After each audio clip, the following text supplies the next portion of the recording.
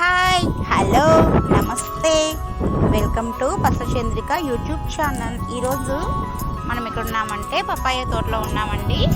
Present ఏం చేస్తున్నామంటే ఉన్నాయి కదండి, ఈ పండ్లు వచ్చిన తర్వాత ఎక్స్ట్రాగా లీవ్స్ ఉంటాయి కదా, ఇవి మనం కట్ చేస్తున్నానండి.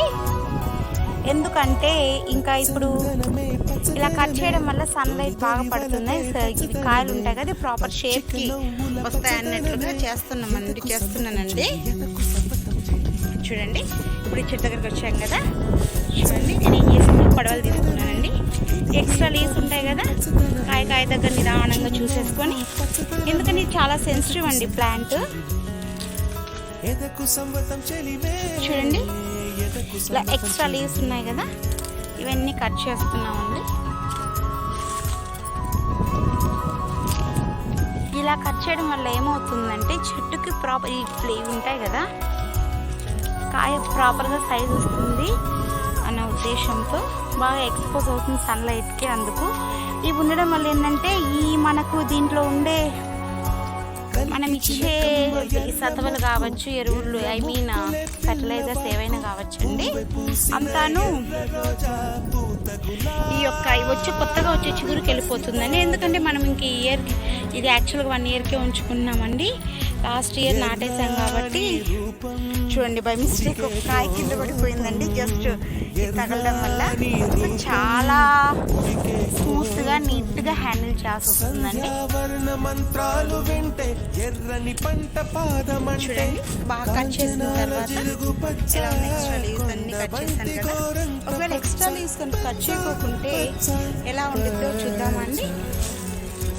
ఈ ప్లాంట్ చూడండి, ఎక్స్ట్రా లీవ్స్ కట్ చేయకోకుంటే ఎలా ఉందో. సో మనం ఇవన్నీ కట్ చేయడం వల్ల బాగుంటుందండి. ఐ హోప్ మీ అందరికి నచ్చింది ఈ వ్లాగ్ అని అనుకుంటున్నానండి. ఓకేనండి,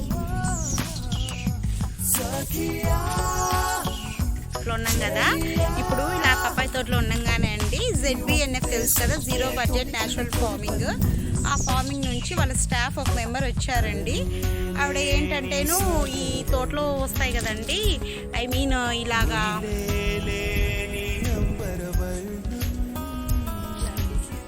డిసీజెస్ వస్తూ ఉంటాయి కదండి పపాయాకి, ఈ విధంగా ఆకు ఎండిపోవడము అలా జరుగుతూ ఉంటాయి కదా, వాటికి సంబంధించి ఎటువంటి పిచికారీ చేయాలి, వాడాలి అనేసి రైతులకు ఫేవర్ చేసే విధంగా వాళ్ళు వచ్చారండి తోట దగ్గరికి.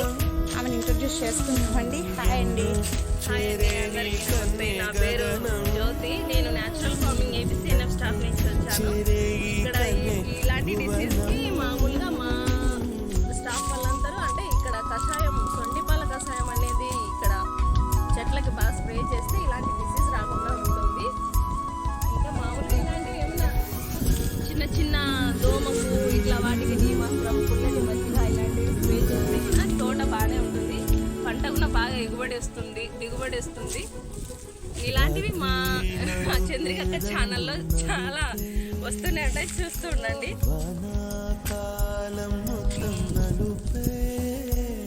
అంతే అండి, బాగా తోట కూడా బాగుంది. ఇలాంటి డిసీజ్ రాకుండా ఉండాలని అక్కకి చెప్తున్నాను. ఓకే అండి, తను వచ్చినందుకు థ్యాంక్స్ అండి. ఓకే, బాయ్ అండి.